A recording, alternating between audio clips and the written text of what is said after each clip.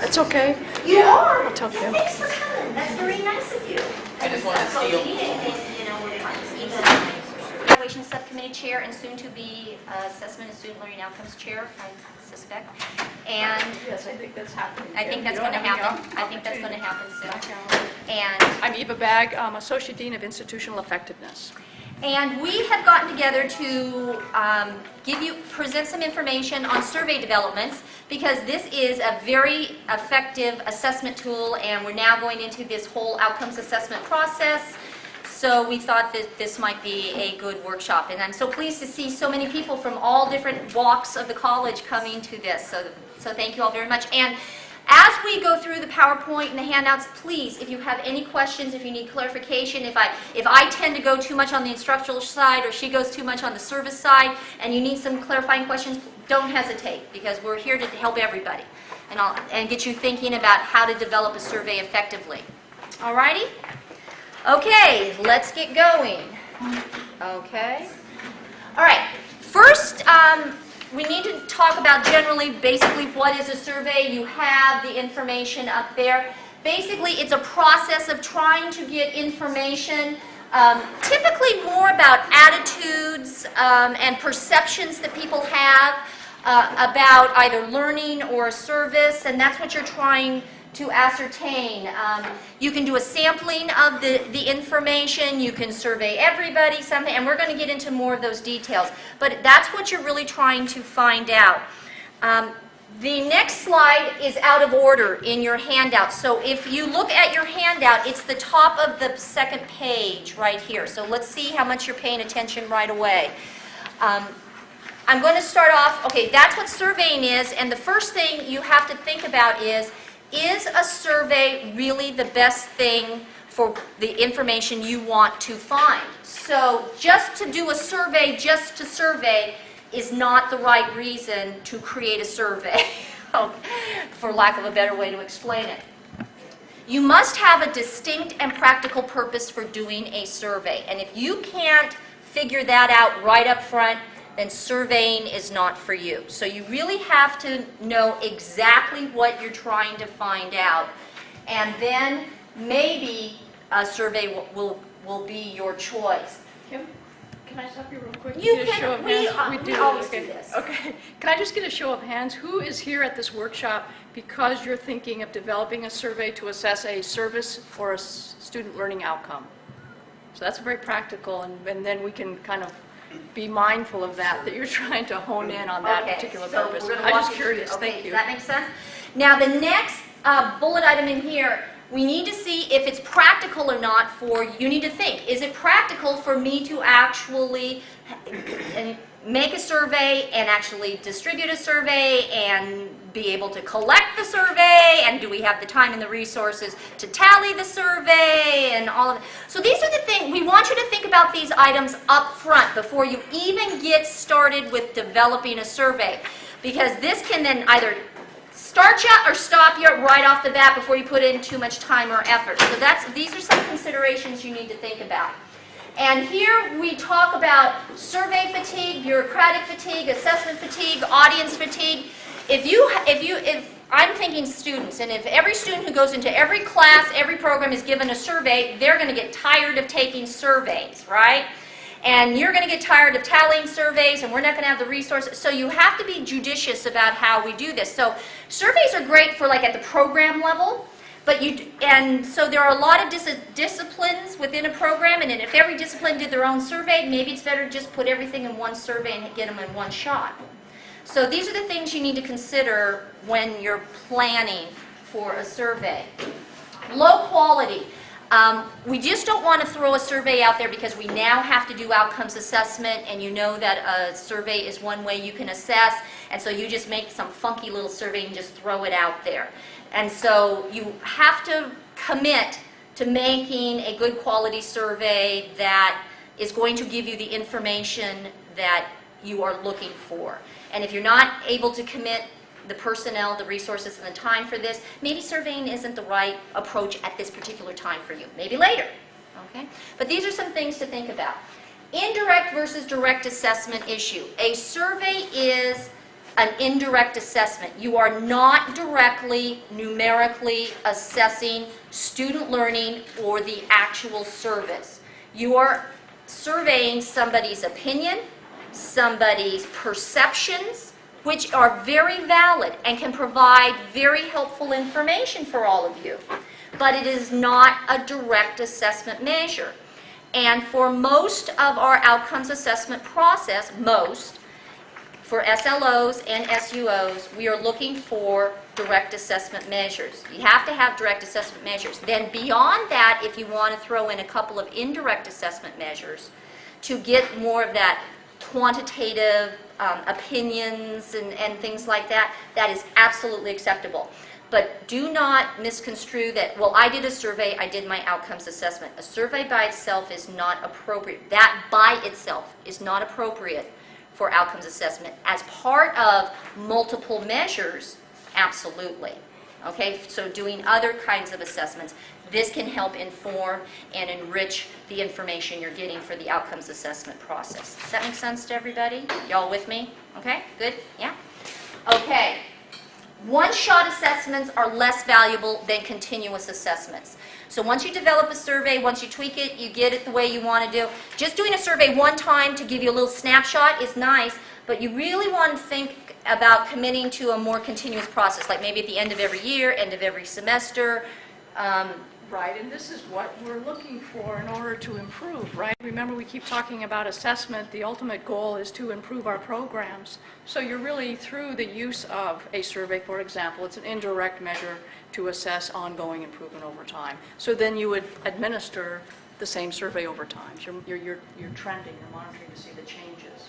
So recognize that's something that would have to be done. So if any of these are problems, if any issues arise, don't do a survey. There are other assessment tools that you can be used, and maybe this isn't the right avenue for you at this time. So you need to think about things ahead of time before we actually start to develop a survey. Alrighty? Everybody good? Okay, next. Now, you think you're ready to start a survey. You're still not ready to actually start a survey, because once you get past that, now we're going back to the bottom of the first page again. See, thought I'd flip you back and forth a little bit, just to make sure you're paying attention. The very first thing you really have to do is preliminary planning, is to understand what is the purpose of your survey. You must answer that question for yourself. What is the purpose of your survey? And here's some bullet items for you to consider when you're doing this pre-planning before you even actually physically develop a survey. And the first one is, you are confronted with a need for information. There are questions that need to be answered about your service, about your instructional program, about something, and you want to find out information for this. And so you have to have this purpose. There needs to be that right off the bat. If there is, then you need to be specific and clear-cut about the possible information you need. You need to focus yourself on some specific questions up front that you want to have answered. If you cannot do this at this stage, then maybe surveying isn't the right thing for you. Okay? But you're going to have to go through the thinking process. And this is not a one-person deal. This is very collaborative work at this stage. You need to be talking to people in your service units, in your work areas, in your instructional programs, and get some feedback at this stage. And this is preliminary planning. Okay? Here again, I'm emphasizing this. Is surveying the best possible way to get the information you are seeking? So you have to answer these questions for yourself. Maybe, maybe not. If you don't know, then you need to go talk to somebody who does know, who can help you with this. Because we don't want you to put in the time and the effort if you're sort of unclear. You want to be clear up front, and then you can move on. We don't want people to go here and then backtrack and here and backtrack and get annoyed. We don't want annoyance or frustration at this point. You can write you want to write as number of questions as possible to get the information you are seeking. That's one of the first rules of surveying, okay? So you really need to focus yourself on what it is you really want to know and learn from this protocol. And the last point here that you need to understand right up front, there are always trade-offs. No survey is perfect, and you're going to get trade-offs. You may want all of this information, but the survey becomes 45 pages long. Nobody's going to take it. No, it's not. Does that make sense? You're always going to have to trade off what you want and what you can do realistically. Okay? And just know that up front. And if you can get through all this pre-planning, then you can actually start to develop a survey. So you can see that there's a lot of thinking that goes into this before you even start to create a survey. And the thinking saves you time in the long run. Okay? So, but you got to put in the time up front a little bit before. Kim, just tag teaming again, just really in practical terms, what I would recommend then, at least for the administrative units, and Kim, you can speak to the faculty, take a look at maybe with your department, your office, pull together your service unit outcomes, your student learning outcomes, see if you can, if you've decided for an assessment task and part of your assessment plan that a survey is something that you think will work, see if you can answer or provide data for multiple service unit outcomes with one survey, for example. It's really cool if you can, I know with student support services trying to get some of those areas to maybe come together and maybe you can have a division survey. And actually that's something we're going to try and support you with to see if there's some opportunities to do that. But really, that's some of the assessment data. You've already put in a lot of thinking about your service unit outcomes, so we presume that that's important to you. You've attached them to some goals, that kind of thing. But sit down with those, and then do as Kim has suggested. Just from your departmental perspective, what do we need to know? What are the questions? You don't need to bother with the language that you're going to deliver for the respondents yet. Just keep it as straightforward as possible. The rest of this presentation, or a good piece of it, is going to talk about the wording needs to be very different in the actual survey so that it's easy to understand. But initially, it's your thing. Again, as Kim has said, you wanted to answer a specific set of questions. Minimize that. Really resist the temptation to collect data that is nice to know, because again, that's where you're going to shift into that fatigue. You're going to be asking too many questions. Really, it's got to be focused on the data that you really need to inform progress against your service unit outcome or student outcome. So just in a practical way, that would be a way to start. Keep it simple. You're going to hear this from us a lot over the years. Keeping things simple. Okay, that being done, now, here are your steps in survey development. Trust me, there are a ton more than this. If you want to get into hardcore research and all of that, knock yourself out.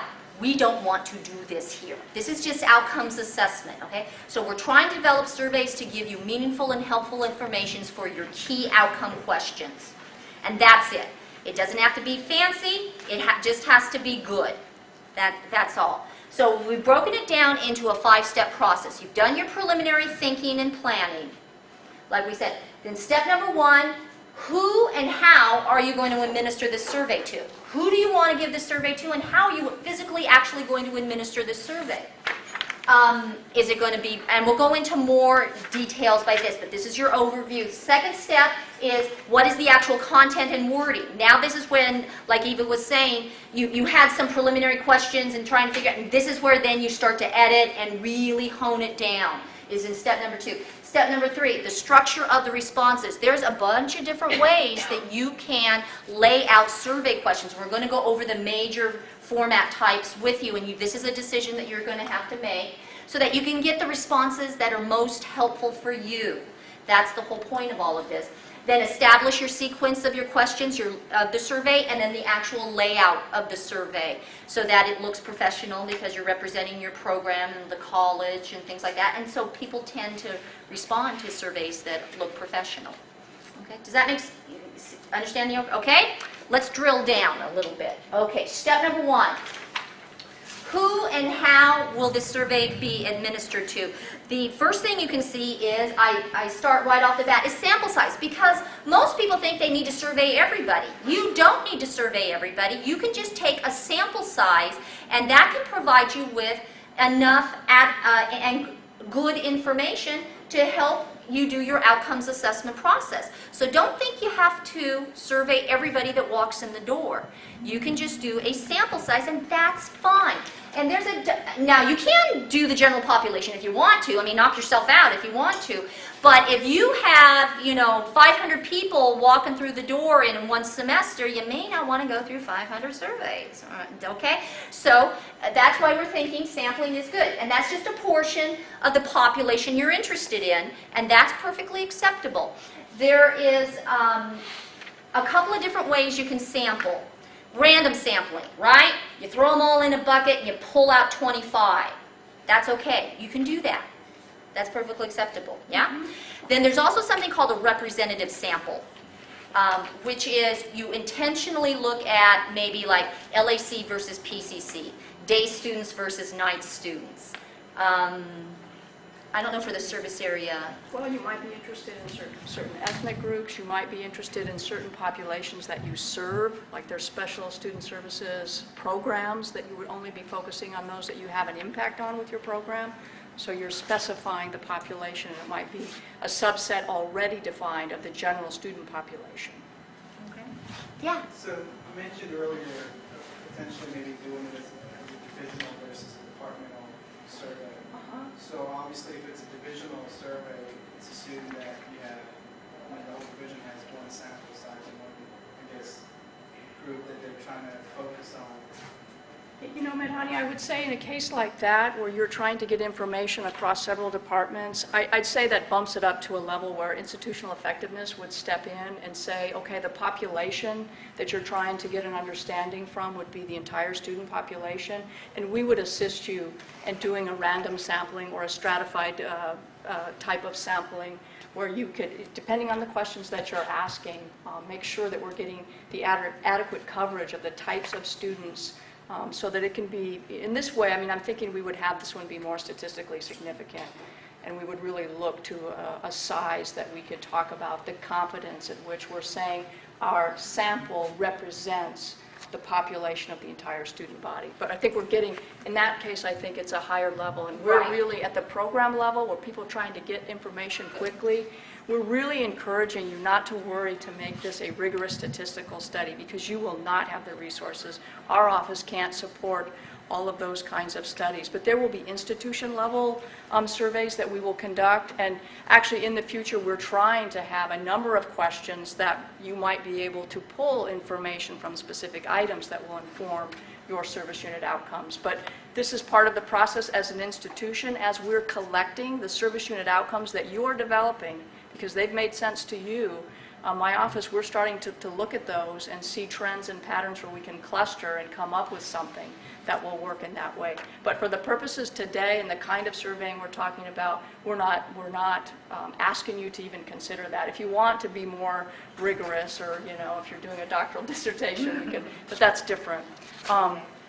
Another type of sampling, it's referred to as non-probabilistic. You don't need to know that, but it's kind of like intercept surveying. If you've been to a mall or you go to Disneyland and they stop passerbys who look friendly, they're getting input that's useful to them to improve their services. It's not statistically significant, but you may, if you do something like that, you may purposefully look to see that you're not just asking all men or all women or one ethnic group. You're kind of building in a stratification, a coverage of different types of students. But something like that would be perfectly fine. Again, it's not statistically rigorous. Does it yield valuable information? Probably, and that's what we're after. Yeah, Fran. So basically, if we decide to go with a random, there's somebody's office or somewhere, is there a website that says for so many of the population, this is the percentage that is that you could give at least minimally statistically valid results? If you're interested in something like that, to get something statistically significant, and we'll provide information, contact our office because we'll ask you some questions. We're going to want to ask you things like, how important is it your margin of error? What can you tolerate and still have it be meaningful? But- what level of But confidence? this came up also in Randy Martinez's presentation that organizes the same thing. Now, how do you figure out if you're making sense? If I can't abracadabra, I got 100 students, so I'll just do 25 and present it and say, oh, I Why decided not? 25 as Yeah. opposed to 30 as opposed to 40. Why not? That kind of problem. Yeah, I don't see that as a That's problem not a problem, necessarily Fran. either. No, if you guys decide. Some of that they do. Yeah, that's right, and you just need to And so if you have 100 students and you guys say, I'm going to take 25, take 25. It's okay. You don't have to drill down that much for outcomes assessment. If you want to, that's fine, and that's why we have the Institutional Effectiveness Office. But what we're saying now, for program level surveying, you can figure out what's reasonable to you, what you think, because you know your program better than anybody else. You know the students, you know your volume, you know all of that. And so then you determine what might give you the information. Go through the cycle once, do the survey once, and see if it gives you some information. And if you're feeling it's not quite right, then up it the next time you try it. And so that's Yeah. okay. That's Yeah. okay. Fred, Or really- lower it, because maybe it was too much. You bit off more than you can chew, or something like that. That's perfectly okay. It really just depends on what you're after. I mean, say, for example, you're looking at, say your population is all students taking general ed classes, which is similar to the critical thinking assessment that was administered. In that case, we were concerned about getting an adequate sample size. It was like, what, Hannah, was like 400 students we actually collected data on. But we have tables where we can say, if you want to be 95% confident that this is accurate, this is the number that we suggest given this estimate of the total population. But you don't have to do that kind of approach. You can just sort of make a number and do a random sample, and you'll be fine for outcomes assessment, and just see what it gives you. And that'll be fine. Okay? Don't do 2, though. I think common sense is the word we're trying to find here. Yes? There was some talk about using the student voice software. Okay. Sabrina Saunders, and the best practices portion of that, where they would just give us samples of that, and we could just have them do it for us. Is that still an option? No. You know, yeah, I can't, Oh, okay. I don't know if Hannah? that's going to be No. continued, but we do have a subscription to Survey Gizmo, which is similar to that, so it's web-based, and you would just contact Institutional Effectiveness again. Actually, Daniel Berriman is our expert on Survey Gizmo, and the institution has decided to use this software. It started out with the distance learning program, by the way. It's ADA compliant, so that's a good thing. But it produces results pretty quickly. It's easy to design, but our office, we support you if you're having trouble with that. As far as banks of questions, I'd be a little leery of that. I mean, I'm going to provide you with some sample professionally developed surveys. You know, it helps you, but really focus on the questions you want to answer for yourselves. So these are your outcomes, and so you know what you want to find. It's just formatting it all so that you know how to find it. Okay? All right. Collection of, oh, that was just sampling, good grief. Okay. Collection of data. How are you going to collect the data? These are some things that you need to figure out up front. We're doing all the practical stuff up front. Okay, so, how are you going to do this? There are your options. They're all listed up there. You can look at this. Optical mark, those are, use the number 2 pencil type that you have there. And you can say, oh, look, Survey Gizmo. Right up there. You're finally getting down to all of that. So here again, you need to think about how what's the best way to obtain information for your surveys. Think about your audience. Do they have internet access? Think about being able to capture as many as possible. I mean, we've often, unfortunately, taxed faculty because you've got a captive audience of students in a classroom, so we're surveying there. But there may be other places where you can get them in person.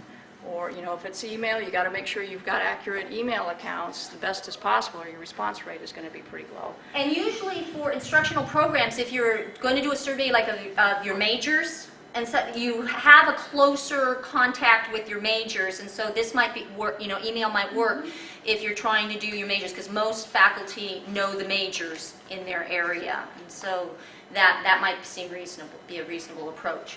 And then the last bullet item, right up front, professional and financial resources available and needed. Here again, you got to think about that up front, and then that will determine a lot of your answers to your questions. So this is just, you do your pre-planning, and then this is step number 1. A lot of thinking up front to make sure that this will work for you. If you get past there, then you're on to step number 2, which is the content and the wording of each question that you're going to put in the survey. Some basic guidelines here for you. Remember what your purpose is, and then actually look at the questions that you're formulating, and is it appropriate to your purpose? Are you asking the questions that will give you the information that you're looking for? So you have to always go back to, why am I doing this survey? Is this question helping me get back to the purpose of why I'm doing this, the focus that I need to have with this? Eliminate unnecessary questions. A lot of people will say, everybody add questions to the pot, which is great, and they think that if they ask all the questions, they'll get a lot of good information. You won't. You need to edit. You will always need to edit, and then once you edit some more, and you take some questions out, and you need to be able to do this. Some basic things about unnecessary questions, what we call double-barreled questions. You're actually asking two questions in one, and then that will confuse people. You have to keep them simple and keep them singular. Okay? People that have written SLOs, remember I always tell you when you write your SLOs, you make them too big, you put too many verbs in there because you're making them, okay, same thing, alrighty? Can they actually answer the question? If you're asking a graduate of the instructional program what happened 3 years ago when they were in the program because you want to get an alumni's response, they might not remember. As important it is to you, they may not remember. So you have to think, can they actually answer the question? Is it worded in a way to sway people? And so you're only providing like positive responses, and maybe they have a negative response, but you don't give them, so you have to be conscious of the wording that way. Will they actually answer the question? Are you answering too personal a question? Some people don't like to tell you how much money they make, or this or that, or I don't know, whatever you're looking for and stuff. So make sure you don't get too personal. We're a public institution, okay? You don't need to drill down that much. Wording. Not too vague, not too confusing, not using lingo and jargon from your areas, just basic, simple, clean language that communicates directly. No double negatives, teachers know this, no double negatives, all that. Don't use loaded terms for sensitive issues if you're actually doing that. Okay, that makes sense? Everybody okay? If I could, one thing to Absolutely. add. For appropriate wording, also include, if it makes sense in your question, instructions that will ensure that you're going to get all the information that you need. So in other words, if you want a ranking, specify, please rank your responses using a 1, 2, 3, or 4. You really have to spell out exactly what you want them to do in order to get all the information from the questions. And we've got some examples to show you what we mean by that as well. Okay. You guys are all right? Everything going okay? Okay, great. Step number 3. Okay, now you've made up questions, right? Now the structure of the response for each question. How do you want them to respond to these questions? You have two broad options here. You have the infamous open-ended and close-ended, okay? So open-ended, there's not one definite answer, okay? You're allowing them to express themselves and answer it in their own words. Downside, time and effort, right? But you get nice little quotes and you get a lot of fabulous information, but somebody's going to have to sit down and read all of those and actually tally all of those and categorize all of these and all of that. So you need to consider that. And if it's really important for you and you're willing to commit the time and the effort, you can throw in some open-ended questions. You know how you do some surveys at the very end, they say anything else? And those are open-ended questions. But somebody's going to have to calculate all those comments. So factor that all in. Those are considered open-ended. Now, the more direct way to do this is what we call close-ended. You provide them with a certain responses that they can choose from. And there's a variety of different ways to do that. This is more standardized, that's true. They're not as freewheeling as the open-ended, but it tends to be easier to analyze the information. And we're really gearing up and doing a lot of outcomes assessment at the college now, and so we go back to our keep it simple. I'm not saying you have to do it this way, but we love to keep it simple. So you might want to do that. You must design the choices, with all the answers and stuff, and that's going to be we're going to show you varieties of those. So there is some pros and cons to this, just like in anything. But here again, you need to figure out how you're going to formulate the answers so that you can get the information you want. I keep saying that over and over and over again. Yeah, and this isn't in the presentation, but when you're talking about having close-ended with a finite set of answers, this is just a recommendation.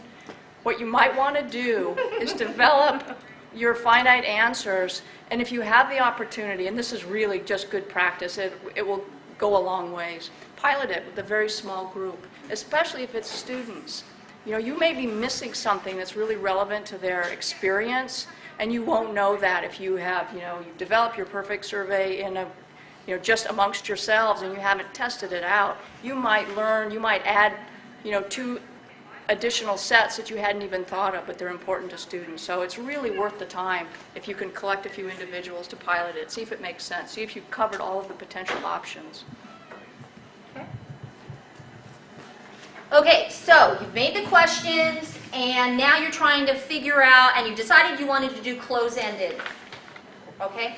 There are a variety of ways you can formulate the answer portion of for each of the question, and these tend to be the most common ways. There's more, but these tend to be the most common ways. And the first one is the Likert scale. How closely does their feelings match a state? You give them a rating scale, and then they choose this one, and typically it's from strongly agree, overall to strongly disagree. It's one of those with all the little buttons right over there. You can give them a multiple choice format. Faculty are very, aware of the multiple choice, but you can do a multiple choice format, pick the best answer type of thing. Ordinal ranking, this is what Eva was talking about, where you ask them to rank something in order. You can do that. That's a type of response.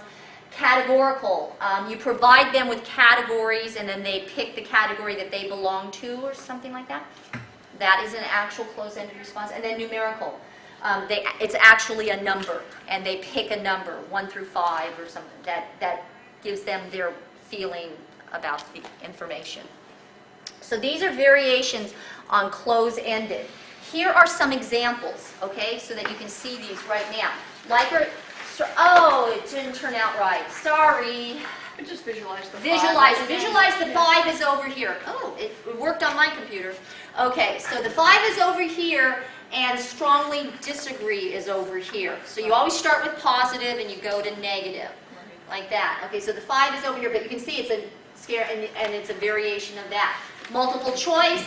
This is just like a plain old multiple choice test question, what you do, and you have them circle 1. Choose 1 in this. The ordinal one is, put a 1 next to them that you most, and then you mark 1st, 2nd, 3rd, 4th, 5th, and you rank. You do that. Categorical, we have pictures on here. You can see, and then that one I got from a web survey, and then you just click on which sport that they were doing. And then unfortunately on here, it doesn't show the last one. You have it in your handout, the numerical. How old were you on your last birthday? You give them a hardcore number, just a distinct number. That's considered numerical responses for all of this. I'm sorry the slide went crazy on us on this. Okay, so those are some samples for the different closed ends. Okay? Good. Okay. General suggestions about the responses here. I put in the fancy names, but here again, let's talk about it. It's called scale point proliferation. If you go more than 5 options, you're just annoying people, okay? So you try to keep it 5 or less with your answer options, because then you're getting too fine a distinct. Don't do it, okay? Do that. Order of your categories. Like we said, it's better to go from lower to higher, from positive to negative. Is that it? I don't know, but they usually say, I've seen, most of the time, it's lower to higher. So you start with your lowest number, and you go to your highest number. I think that's intuitive to people. Just to think that you increase, that you improve. And it just makes them easier to respond to it that way. Minor distinctions, so don't do that. The other, okay, I've read a lot, and they say don't use other, because it gives you too many, just don't do it. Okay, even though okay, you can if you want to. But it is highly recommended that you don't throw the other option in there because it gives you too much stuff. Does that rank with like all of the above? Yeah, sort of like all of the above, Yeah. other, all of the above. I mean, again, it just depends. It depends on the question, but and your resources. others worse than all of to the capture. above, but all, yeah. Because here again, with your service unit outcome or your student learning outcome, you're looking for something specific. And if you say all of the above or up, you're not getting the information we want for this process. Okay? Another option, though, I think, if you think about your own experience taking a survey, if you're being asked a question about something that you have not experienced, and there's no option to respond, it is good to have an NA, it doesn't apply, because then you're not getting a junk response. You can at least ferret out those cases where they have no experience and have no attitude to really accurately express. So, I always like to include it. It does not apply, because you're not, you're giving somebody an opportunity to respond, and you're not excluding them because you've not provided an option that fits their case. Okay, good, yeah.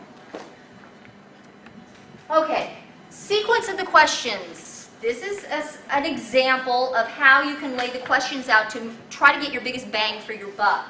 So you always start with your easiest questions first. And this is, teachers know this when we make up tests and stuff, because that gets them going, it gets them feeling good about this. They're more apt to finish the survey because they don't have to think right off the bat, they can just start doing this. In the middle series, that's where your important questions go, the ones you really want to find out information on, because now they're geared up, they're in survey mindset, and then away they start to go, and then they can really do that. At the end of the survey, if you want demographic information, maybe put it at the end of the survey. Okay, and then they can finish it up that way. A lot of times people start with the demographic information because they think that that's easy information and stuff like that. But you might want to try it this way, a little bit differently, goes more on the instruction side. And then you always say thank you at the end, because we want to thank them for their time and their effort and to help us with our outcomes assessment process. Okay, so that's basic for your sequences when you lay out a survey, easy way. Then, the format, the layout, the appearance, here again, we mentioned it needs to be clear, well laid out, it needs to look somewhat professional, it's representing your program, it's representing the college. We got a nice little new logo, if you want to throw that on there, I think that would be wise. So just, think about that. Just don't try to throw something together and think people will respond, okay? The other thing is, if you decide that you want to be able to scan responses to a survey that you've developed and you want to access institutional effectiveness as a resource, get in touch with us early on so that when we're designing the questions and the layout, we can make sure that the position of the bubbles, whatever, works well with the scanning software. So Hannah and Daniel could help with that, because they're the ones who actually know what works with the tool itself.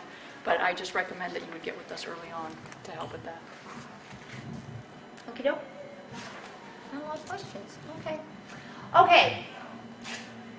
After all of this, and you're fabulous, you've got this great information, you got to know surveys are not going to be perfect. And that's okay. That's perfectly okay. Like even some of these are going over some items that we've already thrown out at you, which is ask for feedback at each step of the process. You might want to ask colleagues and or students, colleagues in your department and out of your department. They can provide some very helpful feedback in the development process. And students, pilot early with a handful of students just to make sure you're getting the feedback that you're at and you're asking the questions the right way. Things like that. That's all called beta test. That's the fancy name for beta testing. Is the fancy name for it. Okay, and all that. You need to be patient. It's not going to come out perfect the first nor the second time, and just know that, and that's okay. It's a process, and you'll eventually get there, and that will be fine. So just be patient with yourself.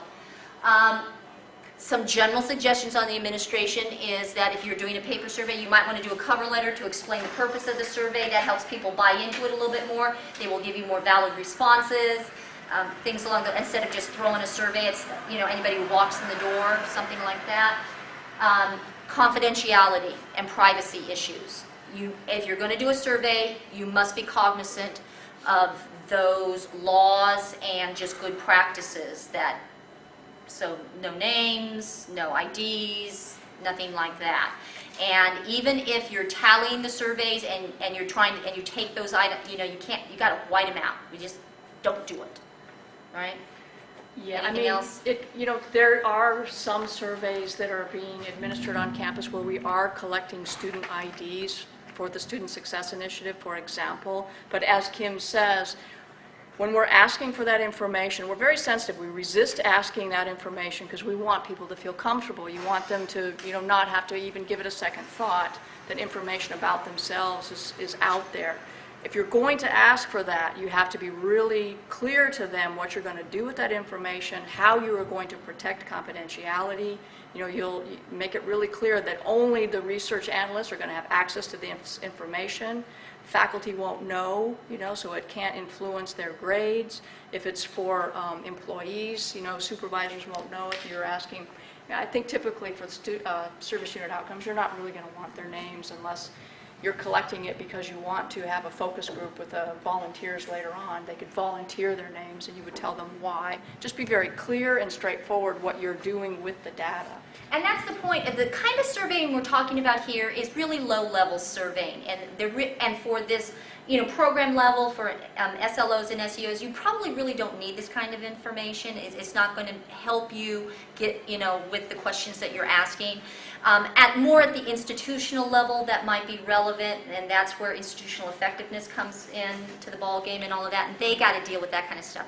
And the other thing is that if you do paper surveys, you have all these paper surveys, and you have student IDs or employee numbers on, not good at all, because then you're going to have to shred, and you're going to have to store it under lock and key. I mean, it's just all sorts of things, so probably not the best thing.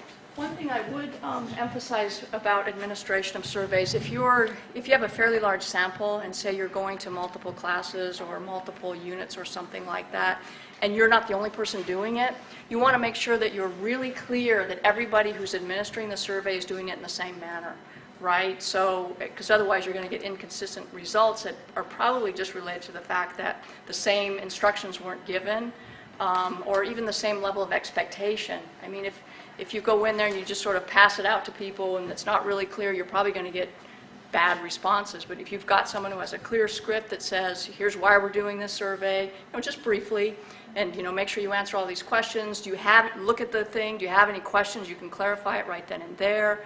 And that, you know, you show that you care about the answers. You're going to get a very different set of responses than a case where it's just sort of passed out and see you later, I'll come collect them, you know, in a day or two. So be sure that if you're asking for the assistance of someone, you've prepared them with a clear set of instructions. So that covers the administration. Okay. Yeah? Yeah. All righty. Everybody's good. Okay, now we're going to talk a little bit about surveys and this whole outcomes assessment process that the college is engaging in, and that's just going to be a part of the way we do things. The actual creation of the survey is just the beginning of the process. You can see it's pretty extensive, and so you have to commit your time and effort to do that. But now that's just the beginning. You have to consider the back end, which is the analysis, which is that when you talk about outcomes assessment, that's called closing the loop, right? So you have your outcome. The survey is your assessment tool. You set yourself some criteria, some levels for success. Then you actually do the survey, but then you've got to analyze it and sit down and talk about it and all of that. And then you're going to have to come up with a plan based on the information from the survey. There's a lot of, you know, there's 5 steps in the outcomes assessment process. So the actual creation of the tool is just the second step in the process. There's all the other parts that you need to finish it all up. So you need to be cognizant of the analysis required. Now, here again, we sort of touched on this before, statistical or otherwise. We put it all the fancy names down of different statistical ways you can do this, but honestly, we don't need to really do this at a program level or for the small little surveys that we're doing. Absolutely at the institutional level, but that's the Office of Institutional Effectiveness. That's where our experts are. They're the ones doing this. Now, if a department or program wishes to go into statistical analysis, they can ask for the expertise of institutional effectiveness, but they really do not have the personnel to go out and help every single department and every single program. So our recommendation is make a good solid survey based on good practices and do the best you can, and there you go. Let's see what it shows.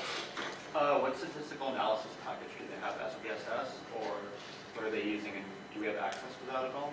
Ask them.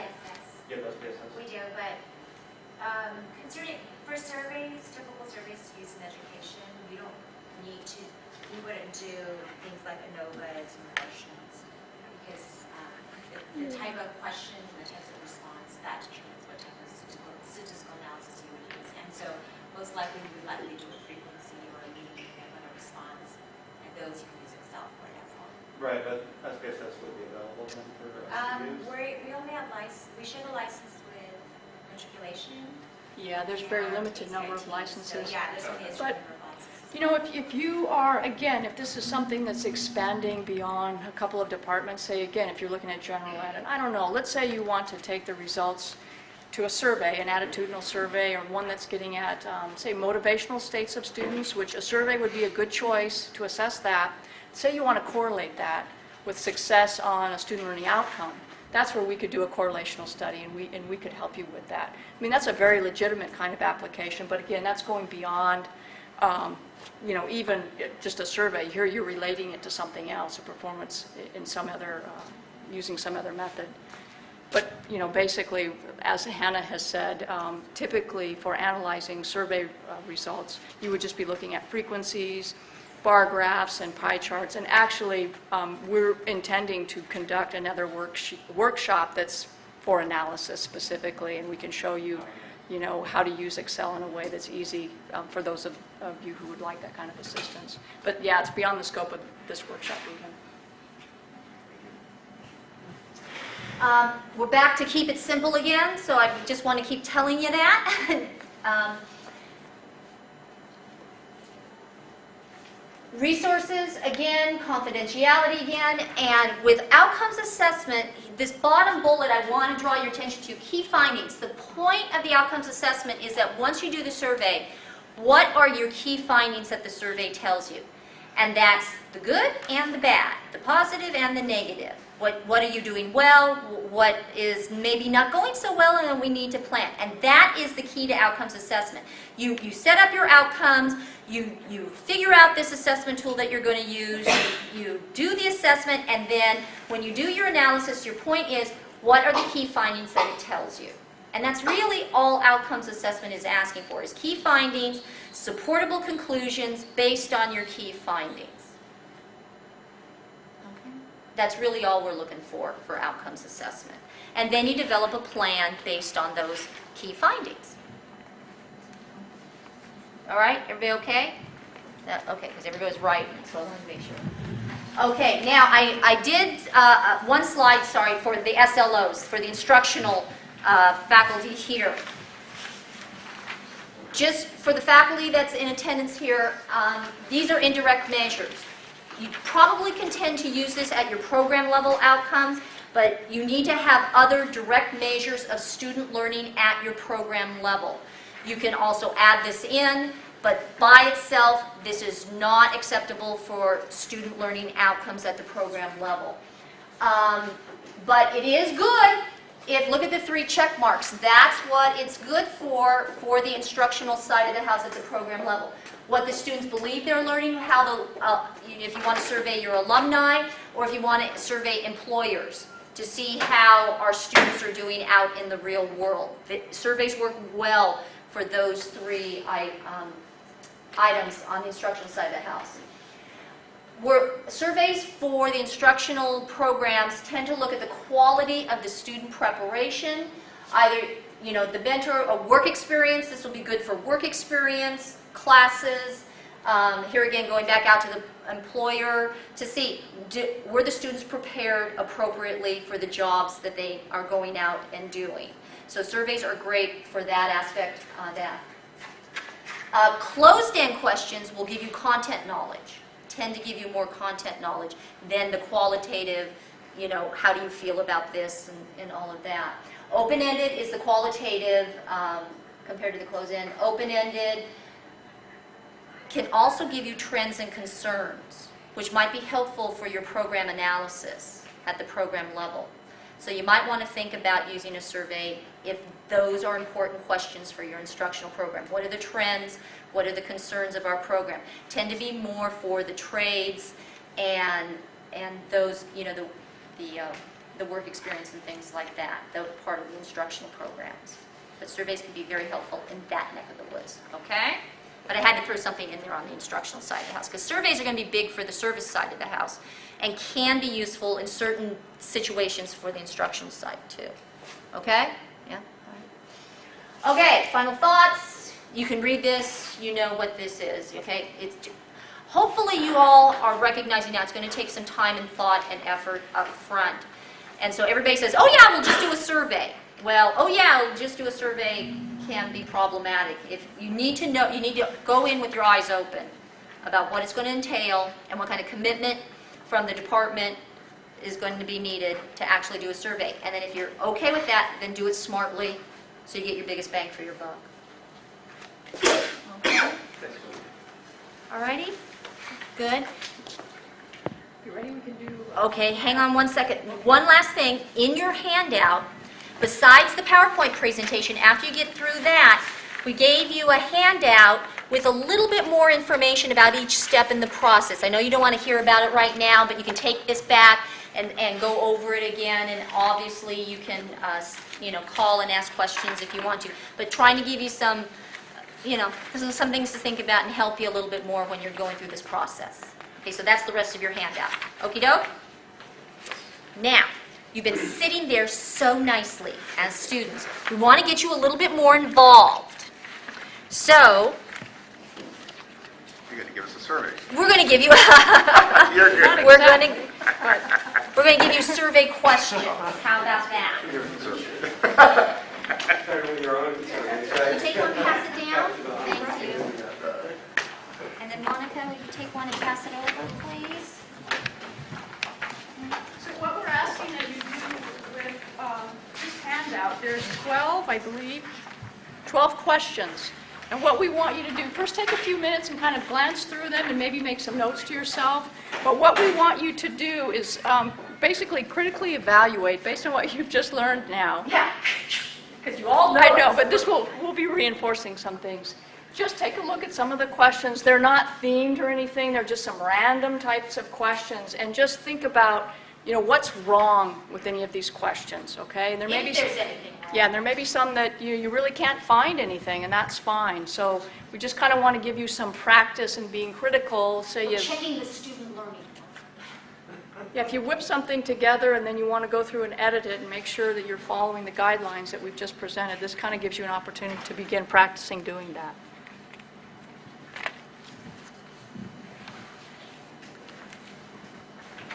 Is it good? Is it bad? Thumbs up, thumbs down.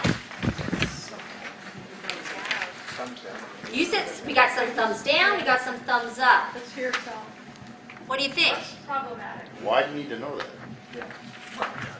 I think we got that bit on the question itself. Maybe. Also, but you have to be more clear on the definition of household. Does it include a self? Yeah. Or does it not? Does it change the number? Right, it's pretty ambiguous. You can have multiple interpretations of what a household is and who's included in a household. As Hannah said, do you count yourself or not? Right. So you can get a real different sense. So something as simple as that, you have to make sure your wording gets you the information that you want back. Okie doke? All right. Basically, you're generating apples and apples instead of, you're going to get apples and oranges mixed in a bunch if you aren't that specific with your wording. Okay, what do you think about question number 2? What do you guys think? Kind of personal? It's nobody's business? Yes, Hannah? There are lots of things wrong with this question. But I'll give others a chance. So, you- Less than 5,000, it should be under the choices. If you were going to include that, it should be one of the choices. Most obvious. the whole range. The whole Because range, somebody right. could be less than 5,000. Right, less than 5,000, right. Especially students around here. What if you make more? Yeah. And what if you make more? We don't provide that option for this one either. Right. And then if you do throw those options in, then you're up to like 7 different levels or something like that. Remember we talked about you don't want to give them more than, keep it, down to a reasonable number and all of that. So like Hannah said, there's a lot wrong with this. Well, also, Any other like the 15,000, say that you make 15,000 a year, well, you can check 2 categories. They're not mutually exclusive, so Right, Yeah. right. it should be to like Why 14. would people be honest anyway?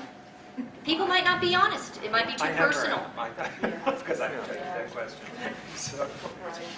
But basically, I guess the principles that we've gotten at, it's sensitive information on the one hand, yes. If you absolutely needed to know that, you could ask it and see what you get. But you've gotten some good things. On the one hand, you were sensitive to the audience that you're administering this to, students, and you kind of have a sense but you also know you can have a broad range as well, so you've gotten that. Hannah's got this business about it, you don't have mutually exclusive, it's confusing. I mean, what if you make right at 15,000? You could technically be correct in checking off more than one, so it's messed up in a bunch of different ways, but good, I mean, you've gotten those. So if there's some problem with it, whether it's, before taxes or Exactly, yeah, perfect, yes. That's another one, right? You would want to say annual gross income. Gross, Even then, some of our students might not be really Not clear know on what what that that means. is. Right, yes. Yeah, so the way you worded it before taxes, so that's really clear, I think, language for anybody to understand. Excellent. Okay. Number 3, what do you think? It's 2 questions.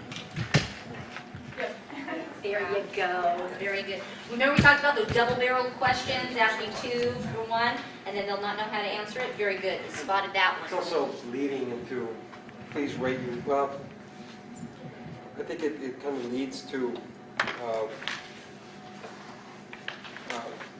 rate higher, just by the way the second question is, well, and the second question of how it's worded.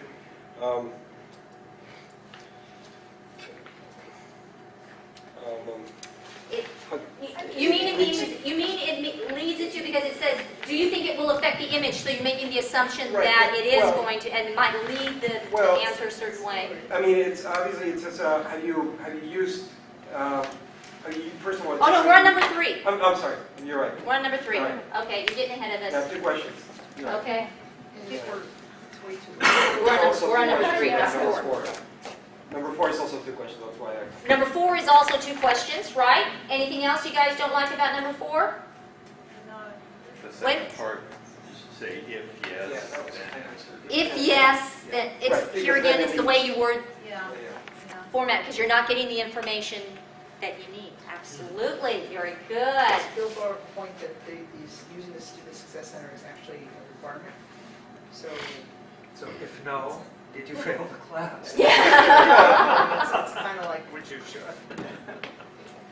But you Fran? know, Monica, actually, we're faced with that challenge as well. It is required, but just like a lot of homework assignments might be required, it doesn't mean students are doing it. But you want to be sensitive in a way that you're collecting input where students feel comfortable to say, no, I really didn't go, I didn't meet that requirement. But then, you provide non-judgmental type of questions that say, if not, why not? And are there other resources that you used, perhaps?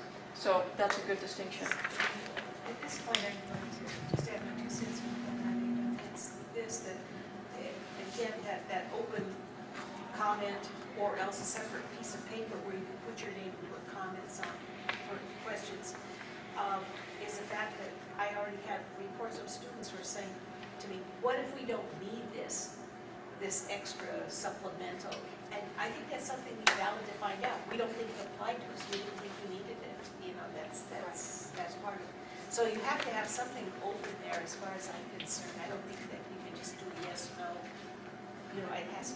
And that's the department's choice on when they develop a survey like that. If that's what you're trying to get at, and you really want the student's opinion on something, and you're willing to put in the time to calculate all of that, then absolutely add it to it. Absolutely. And the satisfaction level could be misconstrued. Are you simply dissatisfied because you are required to take something Exactly, outside right. the classroom? This really needs a lot more elaboration. to be Exactly. useful. No, that's really good to be really clear about what aspect of the student center. Is it the SLA or is it something else? Very good. I want to respond to Fran. Kim and I, we have some difference of approaches, but I think we're a good balance. So, not having too many others, too many options, I think that really makes your analysis much easier. I totally agree.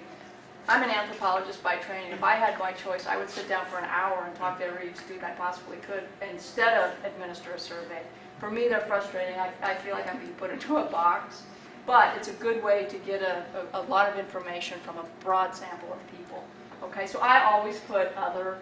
Granted, it makes more work for me. I love quotes. It gives a sensibility of the language of students, that kind of thing. But, again, it's more for you to deal with. But again, as you said,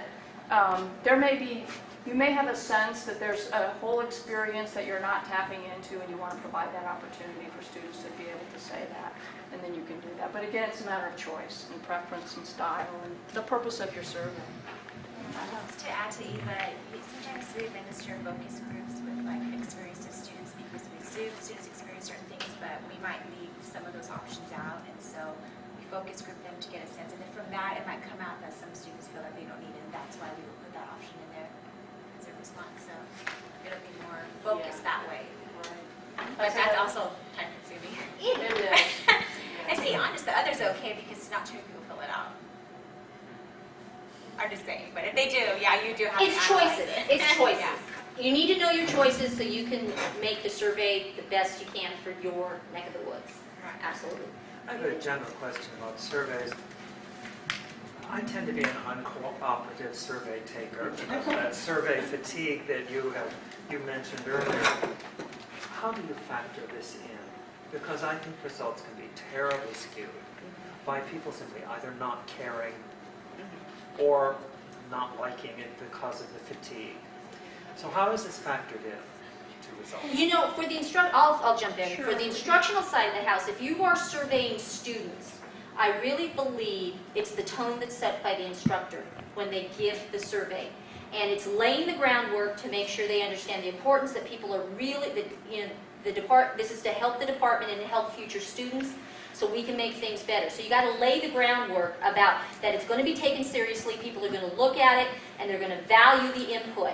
And instructors, by the very nature, have an authority figure, let's hope, with the students. And that they can then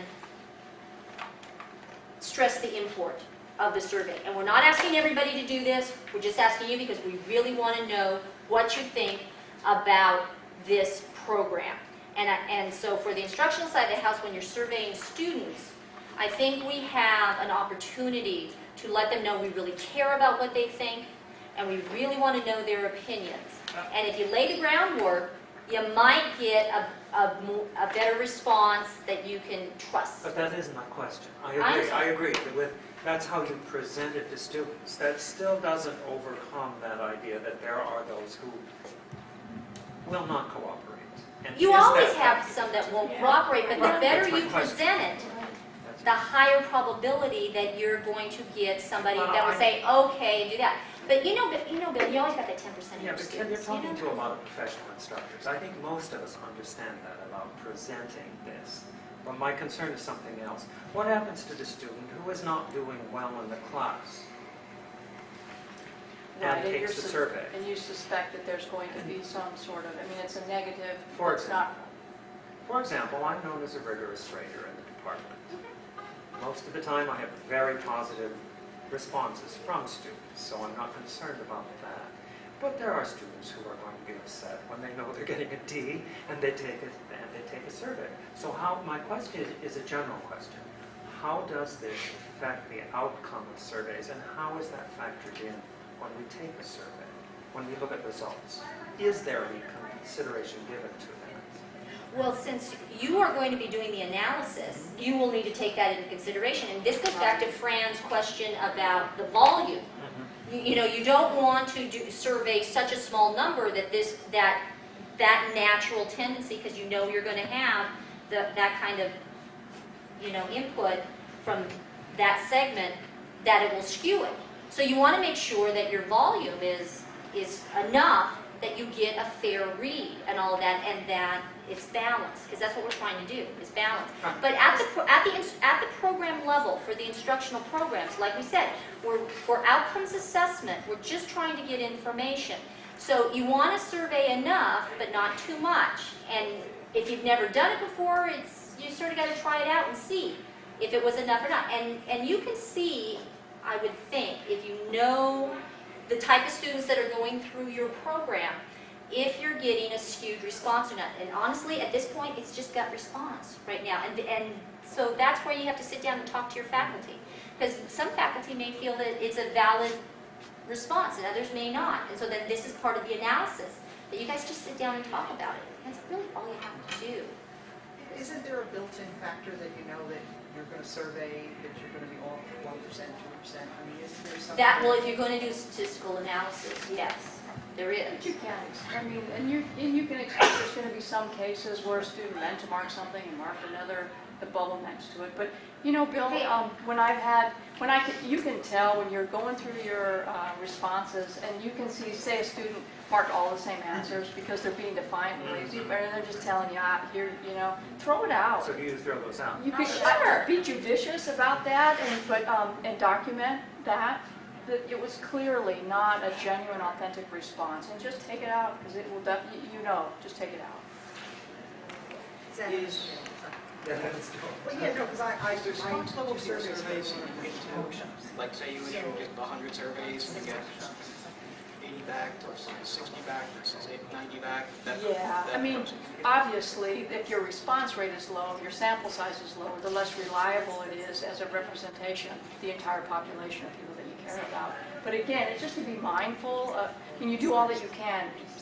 The types of surveys that Kim listed up there, mail-in surveys, typically you get a very low response rate. Addresses tend to be incorrect. They get lost in the pile of junk mail. So you would just say, say if you want a sample of 100